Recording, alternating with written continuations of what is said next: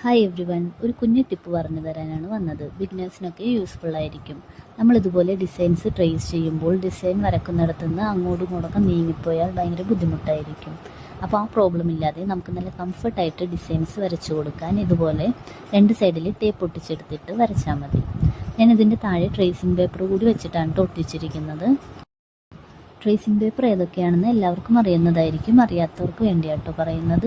ഈ രണ്ട് ട്രേസിംഗ് പേപ്പറാണ് ഫാബ്രിക്കിൽ ഡിസൈൻ ട്രേസ് ചെയ്യാൻ ഷോപ്പിൽ നിന്നും കിട്ടുന്നത്.